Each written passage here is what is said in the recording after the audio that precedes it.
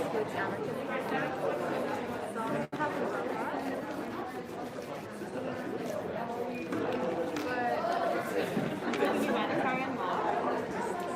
So just when you think that you have a good grasp of human rights. Hi everyone.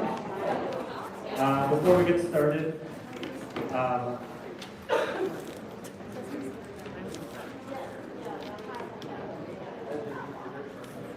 I just want to acknowledge that we're gathered this evening on Treaty 1.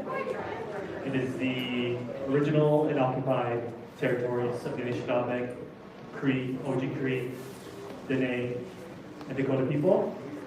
It's also the homeland of the Métis Nation. Like all member treaties, the spirit and the intent is consistently ignored and undermined by settler colonial governments through means of mass incarceration, land theft, family separation, and much more. I also want to extend this acknowledgement of Indigenous title to the source of our water here, Treaty 3, specifically Shoal Lake 40 Reserve, and where we get our power from, Treaty 5. We're just going to be starting in the next few minutes.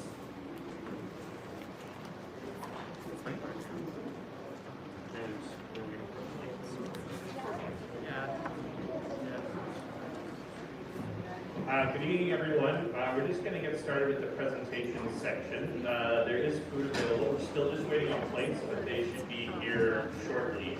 And we'll take a pause in the presentation for people to get food at that point.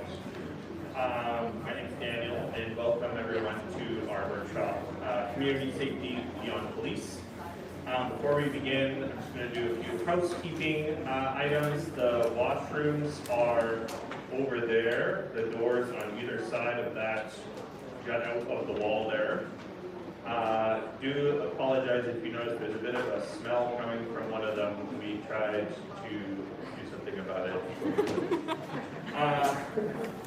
I want to thank the Thunderbirds for peacekeeping this evening. And we have ASL interpretation available. There is also alt text for all the pictures if you can make them out in a booklet, which should be on your table. Brief introduction to who Winnipeg Police Cause Harm is. Winnipeg Police Cause Harm was founded in 2019 following several killings by the Winnipeg Police Service of Indigenous and Black people, including Chad Williams, Chair Madoot, Sean Thompson, and Randy Cochran. Winnipeg Police Cause Harm does not advocate for police reform, but rather for the defunding and abolition of the Winnipeg Police Service and the reallocation of their funds to sustainable, community-led alternatives. We are a leaderless, horizontally organized group that is anti-capitalist, anti-carceral, anti-colonial, and anti-oppressive. Our approach to our work is intersectional. We strive to apply these values in our organizing work, our interactions with each other, and in our personal lives. We are in humble solidarity with all the people and communities who are harmed by the Winnipeg Police. All our work is volunteer-based. This evening is meant to be a jumping off point to help inform and move forward the conversation about what community safety beyond police can look like in Winnipeg. We're hoping to provide you with information that you can use to build your understanding of policing, how it is used to maintain the status quo, and how we can work together to build new systems of community safety that shift our mindsets and reality away from a punishment-focused system and towards a more compassionate system that actually creates safety for all. After our presentation, we're going to hear briefly from some groups that are already doing work to create actual community safety, after which we'll have an informal discussion time where we can chat about the ideas that may come up or that we've learned about this evening. Please save any questions or comments until that point. This is not meant to be a definitive or exhaustive source, but more of a jumping off point from some of the things that our group has been thinking about in order to create more discussion, dreaming, and action. We'll begin this evening with our first section, a brief history of police and abolition movement.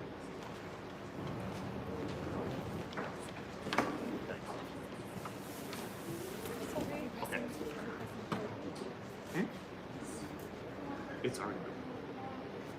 Sounds good. Hi everyone.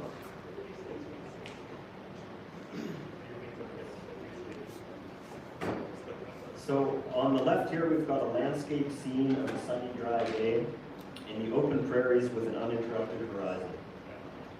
A large group of fully dressed members of the Northwest Mounted Police charge on horseback near Calgary, Alberta in summer 1901. On the right, the image is an iconic image of a large group of strikers gathered around an upturned streetcar on Main Street during the 1919 Winnipeg general strike. And I'm just going to be covering a bit of history here. We're told constantly that police prevent crime. Is this sound okay for everyone? Can you all hear me? Good. I haven't talked into a mic in a very long time. So unfortunately, despite what we're told about the police, there isn't a connection throughout history that we can find between more funding going to the police and lower crime rates. Police have often gotten more resources at times of low crime. And we'll talk shortly about how the whole concept of crime is a tricky subject as well. So to go into this history, policing, as I'm sure many of you know, has its roots in colonial and racist oppression. The very first modern police force was created in Ireland, colonial Ireland, by the British to maintain their rule over that country. It was then exported to other colonies. In the US, police emerged out of vigilante slave-catching patrols, and in Canada, police, the Northwest Mounted Police, now the RCMP, were relied on to crush Métis rebellions, dispossess Indigenous peoples, and enforce colonial programs like the pass system and residential schools. They suppressed ceremonies like the potlatch and Sundance. Police also played a central role to suppress many anti-colonial and working-class uprisings. Here in Winnipeg, federal police and special constables brutally put down the 1919 strike. Despite what they claim, police continue to play the same colonial, oppressive role in society today. They exist to uphold a very specific social order where a small number of people hold most of the money and resources. Obviously, I'm talking about a social order called capitalism. We can see this colonial oppressive role play out in lots of different ways, like displacing or incarcerating people who are unhoused, using criminalized drugs, or who have to resort to stealing to meet their basic needs that are going unmet in an unjust society. Police are also often used to break labor strikes for higher wages or better working conditions. So we can see that this is both a historical role and a present one. But as long as policing and prisons have existed, there has been resistance. Enslaved and Indigenous peoples evading capture, movement against police killings, courageous blockades like the one in Wet'suwet'en against a pipeline just recently. Black feminists organizing against gender-based violence in the US helped create countless transformative and anti-state responses. Here in Winnipeg, this work has been led by the likes of Justice for Black Lives, Aisha Hudson's family, Cop Watch, and Bar None. The ideas we're talking about tonight are not new. People have been exercising resistance to policing for centuries, but they've also been fighting to build new worlds in which police aren't necessary. And I'll end off with a quote from Ruth Wilson Gilmore. Abolition is about presence, not absence. It's about building life-affirming institutions. Thanks everyone for being here tonight.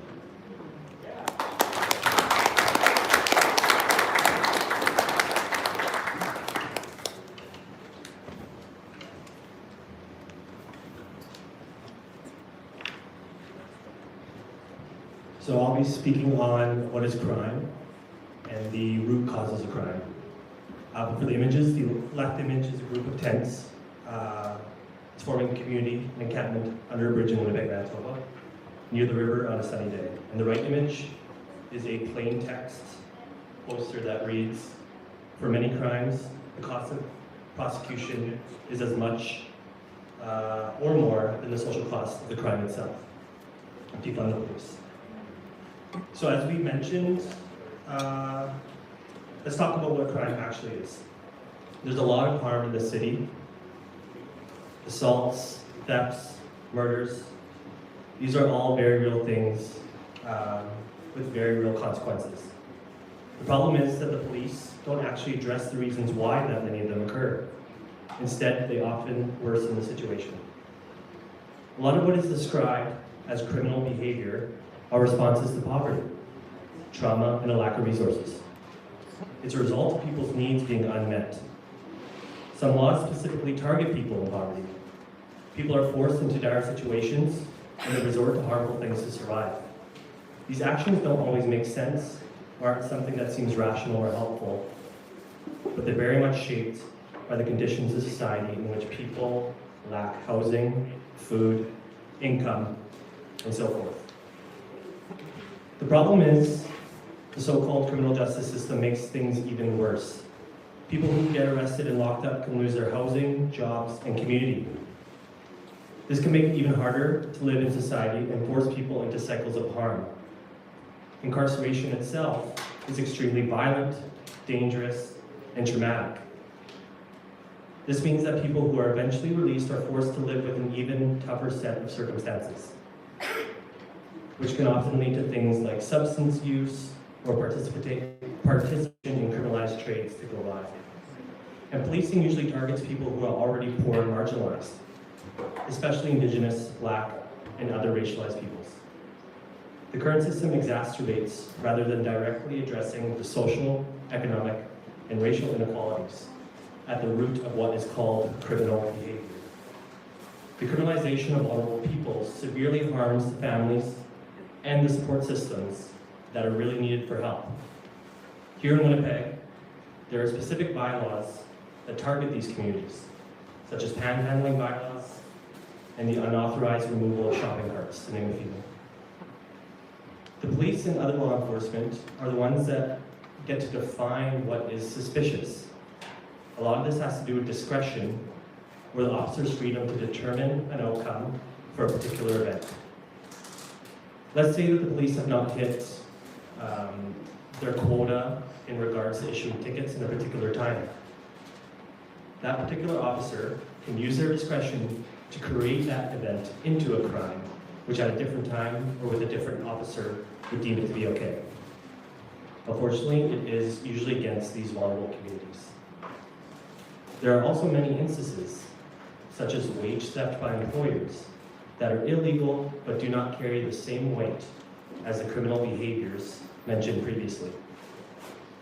Another instance considered criminal but not investigated adequately is the missing and murdered Indigenous women, girls, and Two-Spirit crisis here within Canada. With these examples, we can see that criminality is centered around power or who holds the least amount of social wealth. We have to remember that since its very creation, policing here in Canada is used for racial and colonial purposes. When we talk about defund the police, we must remember that the police and the criminal justice system do not address why the crime happened, or the factors influencing that person to commit the crime. We want to reallocate or move the funds that are put into the police into areas that will directly address the root causes of criminal behavior. This could be more money into social housing, food security, harm reduction, and better support for individuals. This term abolition wants to redistribute the money into areas or programs that focus on fixing the social and economic issues that create harm in the first place. By doing this, it also gives communities the ability to define what safety means to them and give them the tools and resources to help them battle poverty and to give support to everyone. There will not be a one-size-fits-all solution, but a combination between the removal of the conditions that necessitate crime, a culture of community well-being, greater mental health care, and much more. This term abolition is as much about destroying harmful institutions as it is creating one centered around compassion and love. Thank you.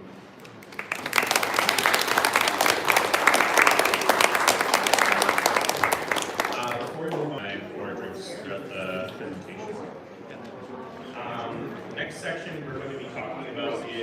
what police claim they do versus what they do/don't do in reality. The left image there is 6 Winnipeg police officers interacting with the sort of Freedom Convoy protesters on a cloudless winter day in Winnipeg 2021. There's a large white truck in the background. The right image is a patch of a black and white Canadian flag with a blue line running through it, also known as the Blue Lives Matter emblem. A lot of time, energy, and money has gone into crafting an image of police to make them seem more effective and essential than they actually are. I'm sure we could all name dozens of hero cop TV shows or movies that portray police as taking dangerous criminals off the street on a daily basis. The reality is quite different. Police spend most of their time either being called to respond to issues that they are not trained to respond to, or going around looking for crime in otherwise harmless situations. For example, the most common type of call is check well-being, making up nearly 10% of all dispatched events. Police's main tool is violence, and violence is never helpful when someone is experiencing a mental health crisis. There are many accounts of police actually causing harm or death when responding to a mental health crisis, and they more often than not bring an aggressive or combative response. They have, and ultimately have the power to kill someone if they feel it is necessary. It is never necessary. Police bring violence and the threat of incarceration and deprive communities of resources through their budget and salaries, which perpetuate cycles of poverty, incarceration, violence, and addiction. Police also undermine, deter, and penalize access to life-sustaining services. In Vancouver, there's a long history of police sitting outside the in-site safe consumption site in the downtown east side. And even if such presence doesn't result in arrests, it can still deter people from using it. The same goes for transit, libraries, schools, and so forth. This means that in order for these public services to succeed, police have to be removed from the picture. Data from the City of Winnipeg on the Millennium Library's usage highlights this, as in 2017 to 2018, the library received around 850,000 visitors. However, when screening methods were implemented in 2019, this number dropped drastically to 608,000. This means that there are approximately 150,000 visits that should have happened but didn't, while the number of serious incidents only went down by 180. We're told that police create safety, but in reality, the safest neighborhoods are the least policed and not coincidentally tend to be wealthier than more heavily policed, less safe neighborhoods. What actually creates safety is not police, but access to resources that help people break cycles of poverty, violence, and addiction. Police consistently claim they're strapped for resources and couldn't possibly do anything more without more money, and that even a penny less would be detrimental to their whole operation. But 90% of the police budget goes towards salaries and benefits. Most cops make over $100,000 a year. So what they mean is that they're unwilling to take a pay cut to their already generous salaries to give themselves more resources, and that they must take resources from other city departments since the city has finite resources of revenue. But what do we actually get for all the resources we invest in police? In 2021, the WPS had a total clearance rate of 28.5%. This means that 2/3 of the time when the police were called, they did nothing about it and usually caused harm while investigating. A crime being cleared means that charges were laid, not that the right person was charged, a conviction was reached, or that any kind of justice was served. These clearance rates themselves are skewed. The clearance rates for traffic, drugs, and other types of crimes are nearly 100%, since those incidents can be instantly cleared once noticed. Someone is seen speeding, they're given a ticket. Someone is found to be in possession of or selling drugs, they're charged. The clearance rate for property crime is 10%, and for violent crime is around 60%. Property and violent crime are more often than not the result of unmet needs such as poverty, lack of addiction supports, psychological issues, etc. Police cannot meet these needs, and being incarcerated makes it harder for people to access supports that can actually address the root causes of why they felt the need to resort to crime. Police cannot prevent crime, they come after, usually bringing violence, and never creating long-term safety. When someone is given a speeding ticket, they have already created danger by speeding. If someone is selling drugs, arresting the dealer does nothing to help people who use drugs. Oftentimes, drug busts actually create danger since it limits supply and dealers cut their drugs with other substances like fentanyl to meet demand. This causes poisonings, deaths, and more harm to vulnerable people. To be clear, this is not advocating for just letting people do whatever they want. An abolitionist mindset is understanding that actions have consequences, but that seeking to only punish people for causing harm really does nothing to create safety. Abolition is also about realizing that we are caught in a cycle of giving more and more money to police while defunding everything else. Only abolition and reallocation of police's resources to life-sustaining services can break this cycle. There's a famous quote from Angela Davis: "Prisons do not disappear social problems, they disappear human beings. Homelessness, unemployment, drug addiction, mental illness, and illiteracy are only a few of the problems that disappear from public view when human beings contending with them are relegated to cages." In Manitoba, the majority of people in prison are legally innocent. In 2019, the most recent stats available, nearly 3/4 of people incarcerated in Manitoba were in remand, which is when someone is in temporary detention while awaiting trial, sentencing, or the commencement of a custodial disposition. Cops have a lot of choice where, how, and when they enforce laws. The majority of people are arrested because of the discretion of police. The police make an active choice to go after the same people and communities maintaining cycles of poverty, violence, and incarceration that create the appearance that police are needed. Police also make themselves seem essential through the media. Pay attention the next time there's a high-profile story that is critical of the police, or whenever the city's budget is being made, which is about to come up in the next coming weeks and months. Almost without fail, there will be stories highlighting a big drug bust or an exceptional series of violent crimes that are meant to stoke fear and make it seem like more police are the only answer to the dangerous criminals that are lurking everywhere. In reality, the police did nothing, and most of the time couldn't have done anything to prevent these situations, when they have more resources than ever and crime is caused more often than not by people's needs not being met, not because they are bad or criminal in nature.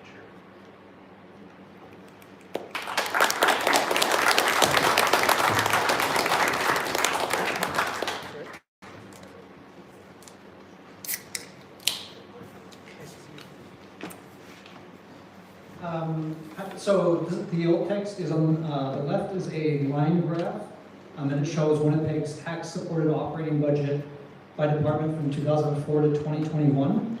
And since 2008, there's been a steady increase in the police budget that far outgoes any other department in that time frame. And the right image is a pie chart which displays the city's adopted operating budget in 2022. And so it's more than a quarter, it's 26.8% goes to the police service.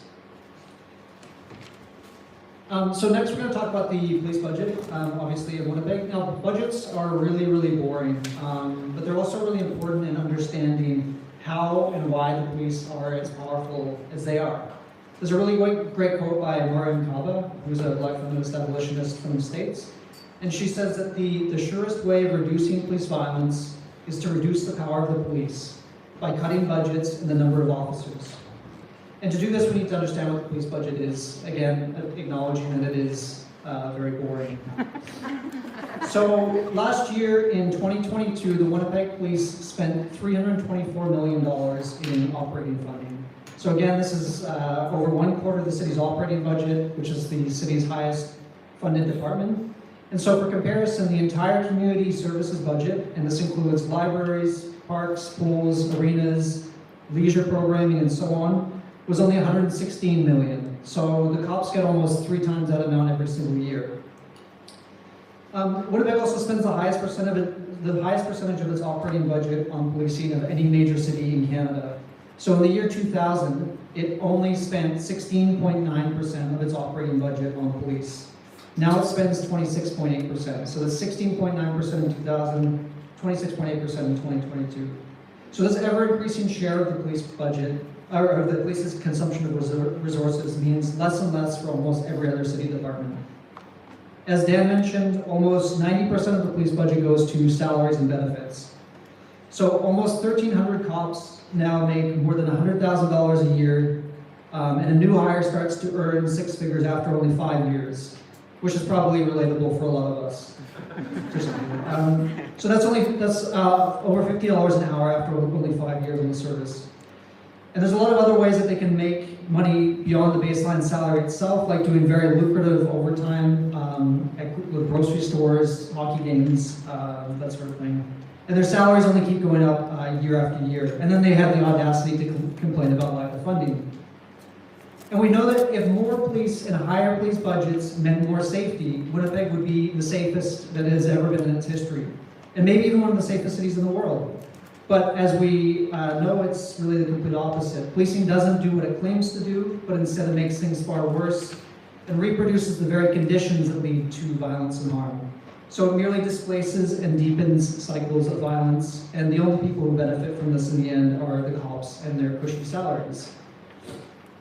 So unlike every other city department, the Winnipeg Police budget is completely immune to budget cuts. So during the first year of the COVID-19 pandemic, many genuinely essential city services like public transit and libraries suffered service cuts and layoffs. But the police budget wasn't only untouched during this time, they spent millions more than they were even authorized to.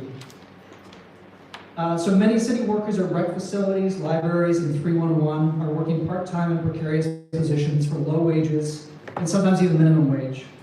And we know that many crucial social services for many oppressed peoples, including youth, have been gutted during the pandemic. And much of the violence we're seeing in the city at the moment can be directly attributed to that. But cops continue to get increased funding, expanding their already hugely bloated salaries. And to make matters worse, many cops don't even live in Winnipeg, meaning that their own property taxes go to other municipalities. So this means not only police are taking public resources from other workers in the city and departments, but they take it out of the city itself. City Council has absolutely no plan to curb this police budget.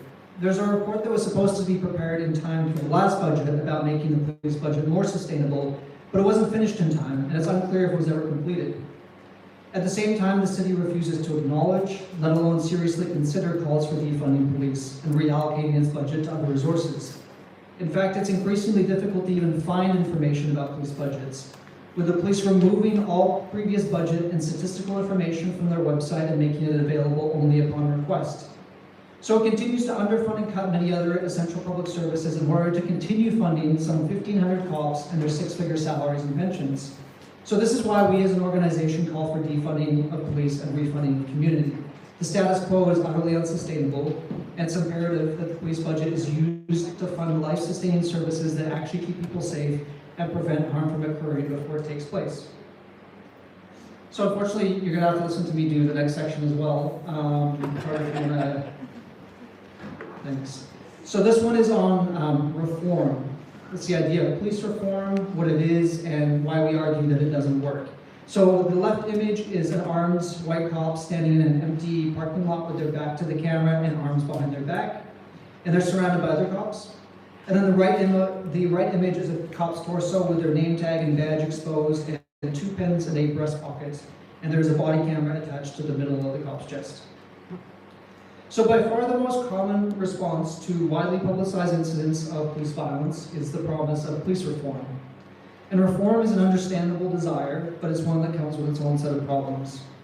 So at the base level, reform is the idea that the issues of policing are not inherent to the institution itself, and that they can be successfully removed or at least reduced through gradual changes. So part of this is the idea that police don't need to be defunded and abolished, of course. They simply need to have just certain tasks taken away from them, and so that they can get back to doing real police work.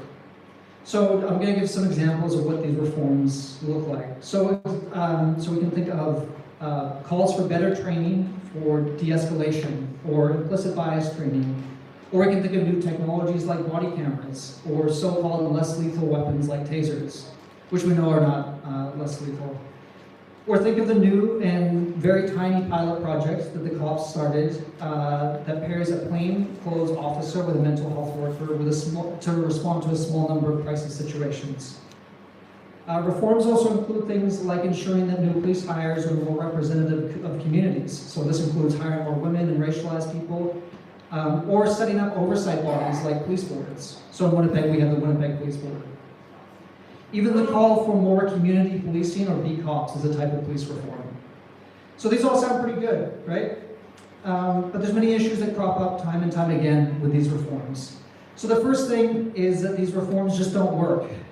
They don't reduce police violence. Studies have indicated that racialized police are just as likely to exhibit the same racial biases as white police, and we just saw this with the heinous murder of Tyree Nichols in Memphis. Cops wearing body cameras will still commit brutal acts of violence, knowing full well that they'll be usually legally protected. Tasers still kill people, and beanbag guns still kill people, like Chris Amiat in Vancouver late last year. We also know that regardless of the claims of reform, many people will still avoid calling or interacting with police due to experiences of violence, discrimination, or neglect. So for example, a recent study by the Southern Chiefs organization found that 66%, so 2/3 of First Nations people in Manitoba, have avoided getting help from police because of racism. We also know that rates of reporting things like sexual assault and other gender-based violence is incredibly low, in large part because survivors know that they won't be taken seriously by police, or that nothing will come from it in the long run. Another recent study estimated that only 5% of sexual assaults in Canada were reported, and 2/3 of people who were surveyed about it said that they were, quote, not confident in the police, the court process, or the criminal justice system in general. And this is especially true of people who are queer, trans, or other oppressed gender or sexual identities. So we argue that this isn't a situation that can be addressed through reforms, as the institution is inherently violent. So that's the first thing, is that they don't work. Secondly, is that police are very skilled at evading or undercutting these reforms. So for example, body cameras can be turned off, or the footage can be buried. Bans on certain restraints like chokeholds have been found to be ineffective and weakly enforced. And police board membership can be controlled through police security clearance processes. And training also has no discernible benefit outside of PR for police. Lastly, these reforms always mean more money for police. So millions of dollars are required to buy body cameras, and millions more are needed every year to run them. These millions more dollars also provide a boost in reputation to cops, despite the fact that they don't even work as claimed. So ultimately, police reforms mean more funding and powers to police, which takes away resources from life-sustaining services that actually keep people safe, like housing, healthcare, harm reduction, food security, and so on. So there's another great quote from Mario Nkaba that sums it up well. She says that ultimately, the only way that we will address oppressive policing is to abolish the police. Therefore, all of the quote-unquote reforms that focus on strengthening the police, or quote-unquote morphing police into something more invisible but still as deadly, should be opposed. So police reform should be thought of as a way to protect police from the only thing that actually reduces police interactions and violence, which is, again, cuts to the police budget and redirection of funding to non-carceral alternatives. Reforms present a comforting and attractive story that policing can be salvaged if only the right people, training, and technologies are introduced. But these reforms have never really worked because they can't work. They're designed not to work. So policing is an inherently violent institution, and once again, the only way to end its violence is to end it as an institution and to build up alternative institutions that keep us safe. Thanks.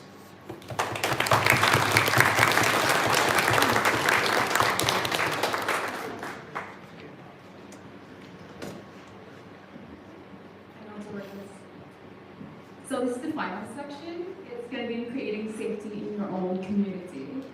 On the left image, a group of masked and physically distanced people who are standing in front of the Manitoba Legislative Building on a cloudy winter day during the anthem protest to the Freedom Convoy in Winnipeg, Manitoba in 2021. Some people are holding signs, one of which says, "Racist, not welcome."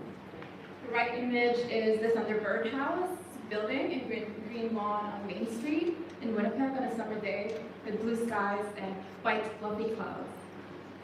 So when talking about safety, we need to think beyond just addressing immediate feelings of danger. Instead, we should be seeking to create communities where we respond first with compassion, understanding, and a desire to help one another meet our needs so that dangerous situations don't happen in the first place. That being said, we aren't going to pretend this is a one-size-fits-all solution or an easy solution. An abolitionist approach to community safety is about participating in an ongoing process of relationship that acknowledges that any attempt to create safety and meet our community's needs will be imperfect. A common response to talking about community safety beyond police is an attempted gotcha of what will you do when X, Y, or Z happens. Abolition is not idealistic or naive, but instead acknowledges that in many of the gotcha scenarios, the current system doesn't work. And in many cases, it's actively harmful because the goal is not really safety, but the maintenance of the status quo that has been created under colonial capitalism. The key here is to work to meet people's needs and prevent danger or harm from happening in the first place. We know we can prevent violence without any police involvement. It is far more effective to prevent harm without causing more harm, as police usually do.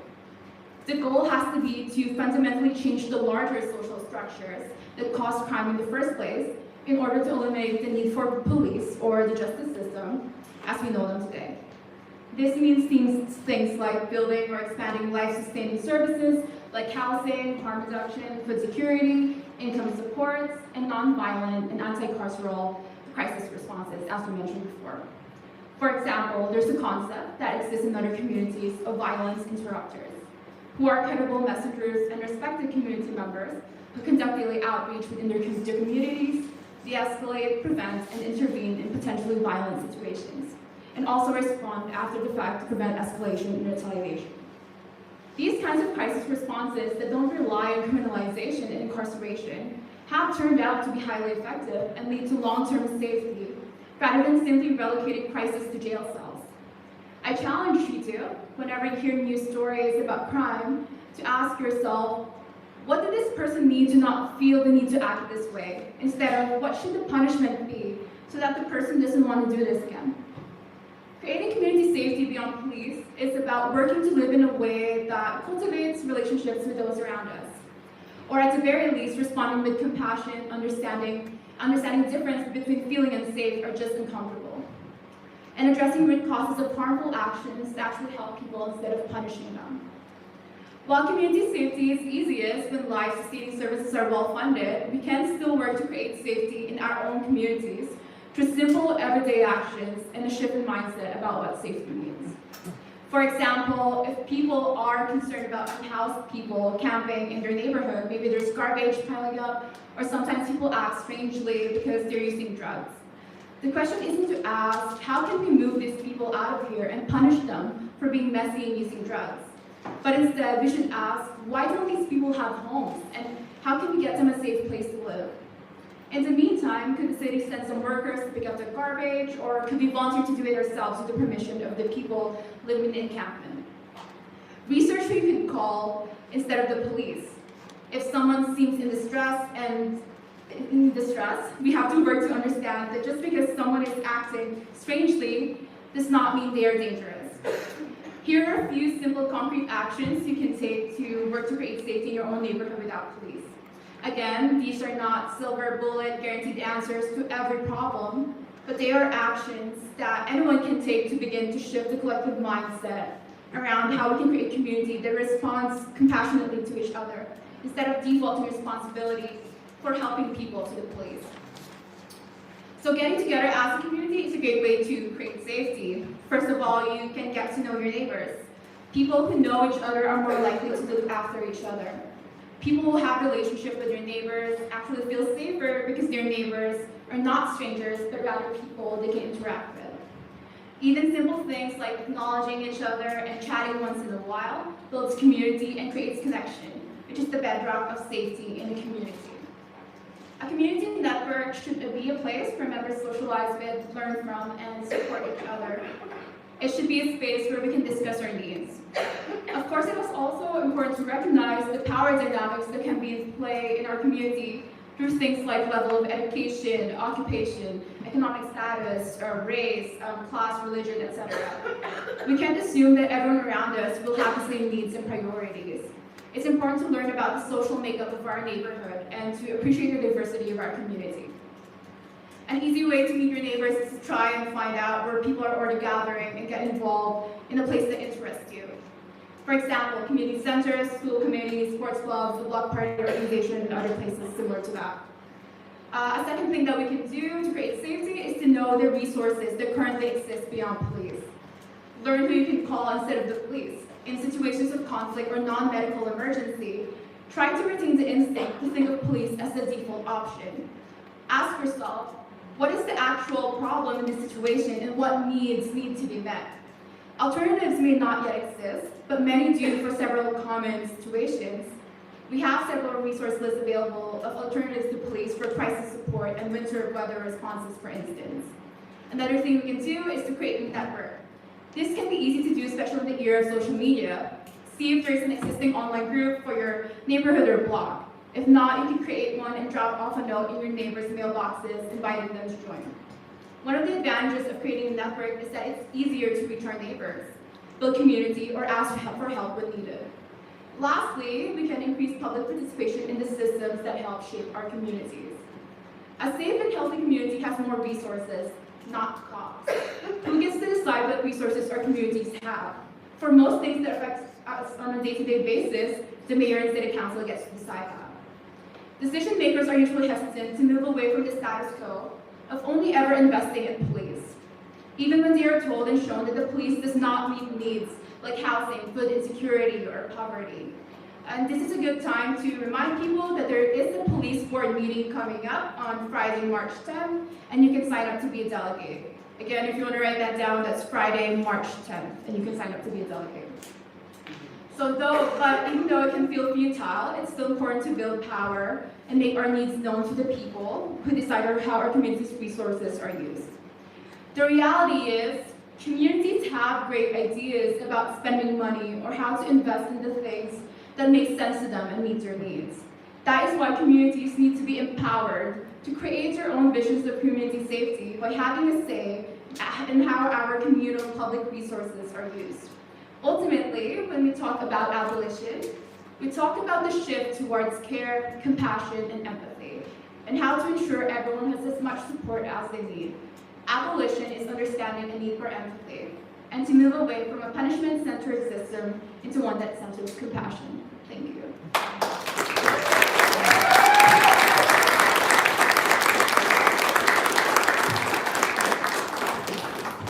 This concludes Winnipeg Police Cause Harms portion of the presentation. I would now like to invite groups that we've invited to share about a bit of the work that they're doing in Winnipeg. The first group we'd like to invite up is the Mama Bears.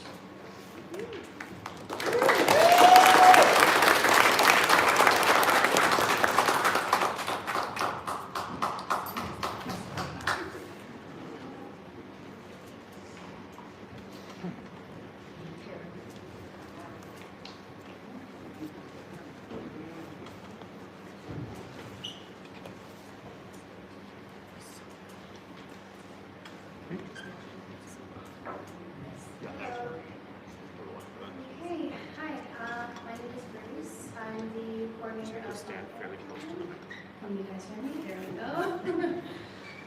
So my name is Grace. I'm the coordinator of Mama Bear Clan, and I'm here with Christina. Danse, my name is Christina Kichikizek, and I'm here to share a little bit about Mama Bear. Okay. So Mama Bear Clan started in 2016. So we were started by the Women's Warrior Circle. Women's Warrior Circle is a drumming group in the North Point Douglas area. And actually, Christina was one of the women who were involved with starting up Mama Bear Clan. I'm sorry, can you speak up a little louder? Sorry. Is my voice that quiet? Okay, hi. So, like I said, we were started in 2016 by the Women's Warrior Circle. And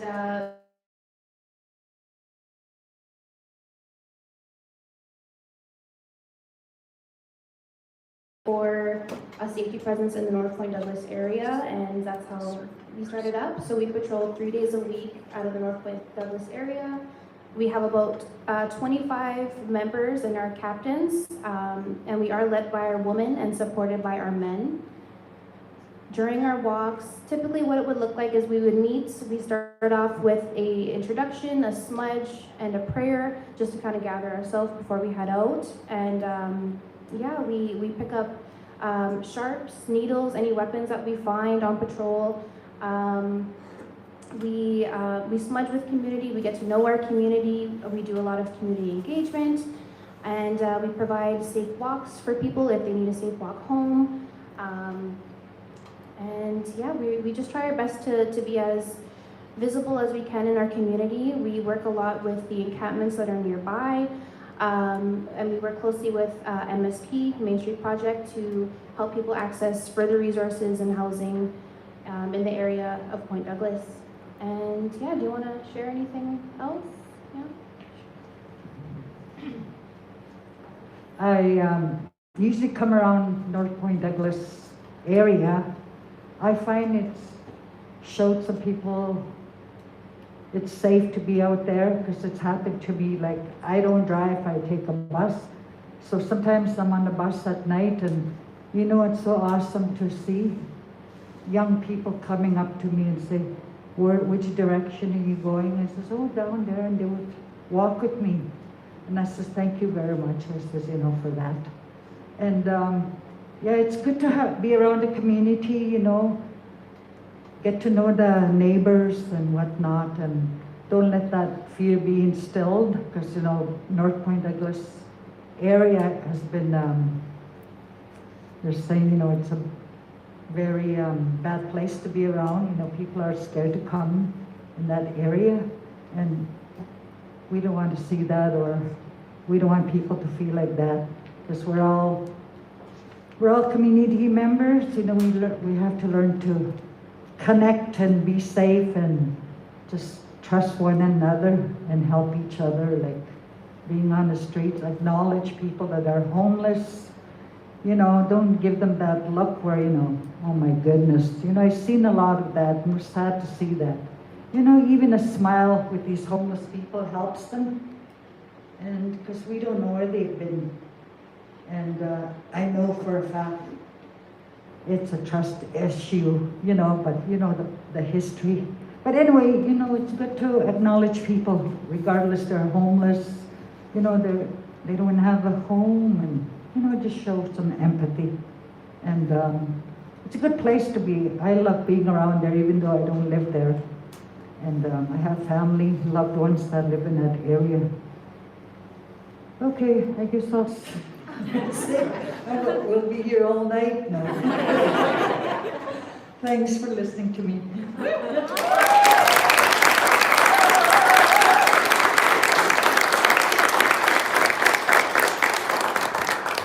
Next, we'd like to invite up Sex Workers of Winnipeg Action Coalition. And just like to say also, there's lots of food left, so don't be shy, please help yourselves.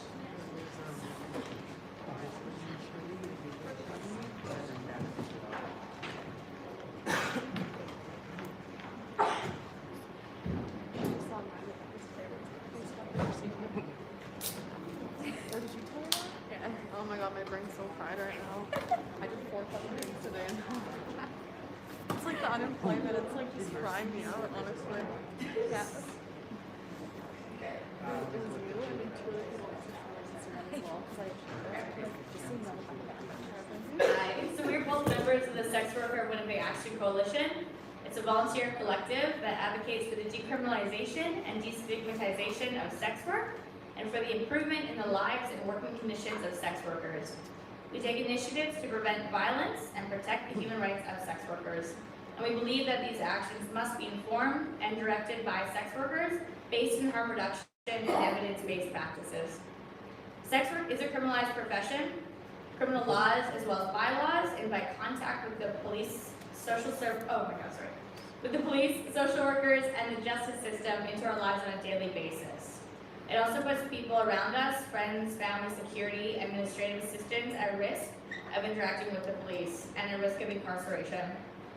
The policing and criminalization of sex work puts us in danger, and it means that we are surveilled, tracked, and unable to communicate with each other while working, and create community-driven systems to help each other stay safe. As an example, here in Winnipeg, The WPS exploitation unit operates so-called wellness checks.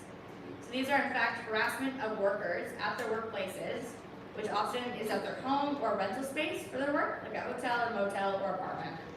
So the police find ads online, post clients, and create fake bookings with a sex worker. They then show up to check on us. And until you open the door, you're expecting a client, not the cops. These are traumatic, they're invasive, they cause fear, they lead to a loss of income, and they expose sex workers to police violence.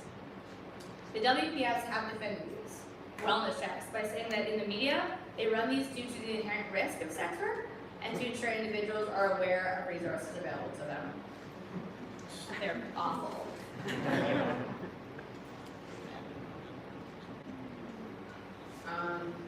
Okay, and so building off of that, the Winnipeg Police Service also operates John School.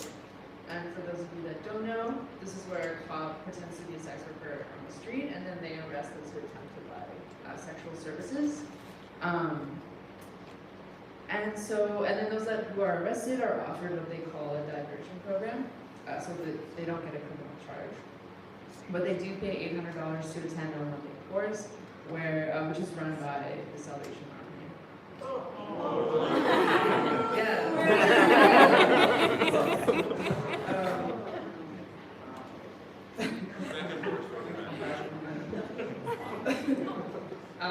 So it's harmful, it's stimulating, it's an old-fashioned program based on fear and false or misleading information. And since the Winnipeg Police view all of our clients as exploiters, they justify and consider this program to be a good thing.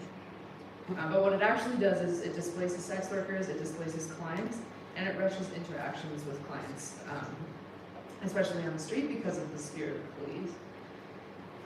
And neither one of these consequences of these sweeps that the police do are safety enhancing measures for sex workers. It's quite the opposite. It creates violence. And the over-policing of sex work is compounded for sex workers of color and to LGBT BIPOC colleagues. And we join with our allies who decry the long history of racist and biased policing. So one of the things that SWAC does is to make things safer in these kind of conditions in Winnipeg is operate a bad date list. So a bad date is an encounter between the sex worker or anyone involved in the sex trade and someone who is violent, abusive in any way. Sorry, I keep moving away from the mic. So it could also be an incident of theft, of refusal of payment, threats, rudeness, time wasting, no-shows, harassment, aggressive behavior. So a bad date is anything you want to warn or let other sex workers know about, so that we can avoid them. And under current federal laws, sex workers sharing information like this is, like a bad date list, is criminalized. But SWAC still operates and is able to host an online version of the bad date list that has certain key information visible, and that allows for workers to choose how public or private the information to share is. But even with this, there's a lot of the key information is still, we can't show that. And so essential information is missing, and because doing this puts us at a legal risk.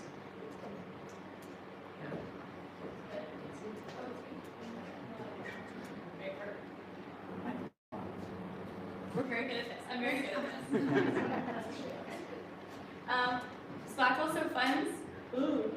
also funds and partakes in SHARE, a sex worker drop-in at the West Central Women's Resource Center in Winnipeg. SHARE is a community, a program, and a dream. So their goal is to ensure that all current and former sex workers have a safe place to go, the resources that they need, and a platform where they can speak or yell and be heard. It was created after Our Place Safe Space came under the direction of a new ED that created an unsafe space for community to access, stigmatized drug use, and question where participants were getting their money from. So there became a huge need for a place where sex workers could hang out, access resources, and be with community. With Laurel Castle's brilliance, SHARE was created and has been running drop-ins on Fridays 5 to 9 and Sundays 11 to 3 since July 2022. We offer hygiene kits, laundry, harm reduction supplies, dinners, lunches, shower, and access to community and computers, and most importantly, we offer community. That's it. Thank you.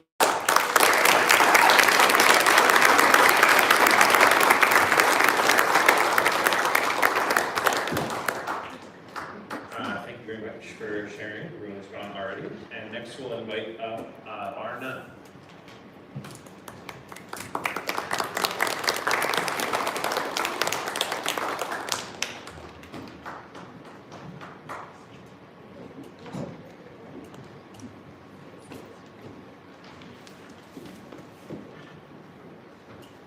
Hi everyone, I'm Bronwyn, and this is Rowan. Thanks so much, Winnipeg Police Cause Harm, for organizing this and for inviting us. So we are both members of Bar None, which is an abolitionist prisoner solidarity organization that's been operating since 2015. And Bar None started as a way to anchor, we wanted to figure out a way to organize around abolitionist ideas, but also offer solidarity to people who were serving time or currently criminalized. So our main activity is we offer a ride share. We operate a ride share where people who need rides to visit their loved ones who are locked up in southern Manitoba prisons and jails, we hook them up with a ride, and Rowan's going to describe that. I was going to say more about what Bar None is, but basically before the pandemic, we did all sorts of different kind of activities and abolitionist consciousness raising stuff. And then the pandemic, because visits stopped to prisons, the rideshare was kind of decimated, Bar None kind of slowed down a lot, and we're trying to get going again. So this presentation, we hope, is an opportunity to recruit people to get involved. So tell us more about the rideshare, Rowan. What a pitch. Yeah, so as Bronwyn said, the rideshare is something we're kind of restarting. The pandemic ended in-person visits for 2 years. So a lot of the folks that were getting rides, either their loved ones have gone out or they've been moved, and people who are driving have also, lots of our lives have changed dramatically over the last 2 years. So we are operating the rideshare again now because visits are back on. This is a really crucial act of solidarity, or an abolitionist act, because prisons are really isolating. When you're incarcerated, particularly in Manitoba, the locations are all very far away. There's no buses. If you don't have a car or somebody who can drive you, then you can't get out there. Using the phone is expensive as well. So either if people are already driving and are willing to take other passengers, or if you either have a car or have access to a car, you don't need your own car, but just a driver's license. We reimburse people for gas, and we are also, I think we're planning an open house or two towards the end of this month and in March, and are looking for people to help. We have a phone where people call if they need a ride, or text, or send us an email, and then we send out an email to our drivers listserv and try and connect people that way. If that interests you at all, either being a person who coordinates rides, or being a person who needs rides, or being a person who has time and might want to drive, please come talk to us at the back. So that is part of it, I think. The other thing that we started this just before the pandemic, but we've had more requests for them lately, is a workshop that we do called Alternatives to Calling the Police. It's very participatory. People kind of expect that it is us coming to like a presentation. I mean, there's nothing wrong with the presentation. This is a great presentation. That's not what that workshop is. It's more like brainstorming and having discussions with other people and talking about what we need, what exists, what doesn't exist that we want to exist, and what tools we might have at our disposal that we don't think about, in terms of like creating safety. So I think that we are planning, I don't have a date for that either. There's a sign up on the, is it the Winnipeg Police Cause Harm? Okay, so the sheet where you can write down your email address, there's like a column there where you can say you're interested in it. You can also come and talk to us. I think we have we're just doubling the work. We have a sign up sheet there too. But there will be a workshop in March, I believe. And also all of that is already available on our website, like the framework for that. And we're encouraging people who might want to help facilitate that to get involved. But yeah, that's, sorry, I just got this one. What did I forget? Yeah, basically just put your email on all our lists.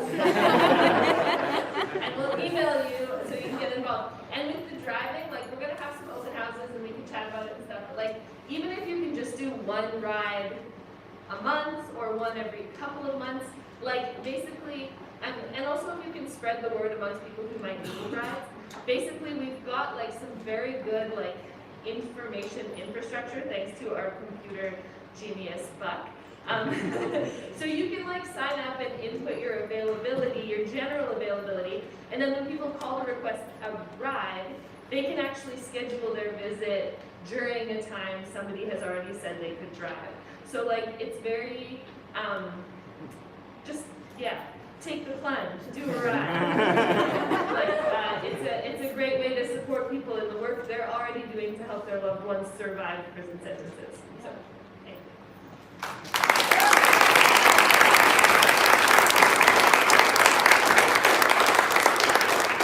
Thanks very much, Arnon. And last, we'll invite up Community 204.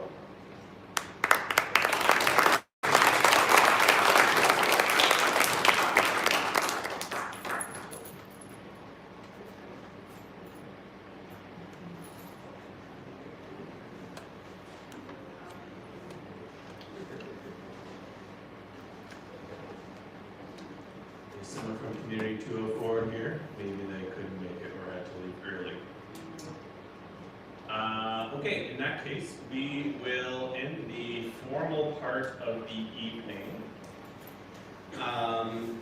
Yeah, we have this Facebook for the whole evening, so there's no rush. If you want to hang out and chat with people, go put your emails on some lists there, grab some stickers and other resources and merch that is available. There's all kinds of tables back there to check out.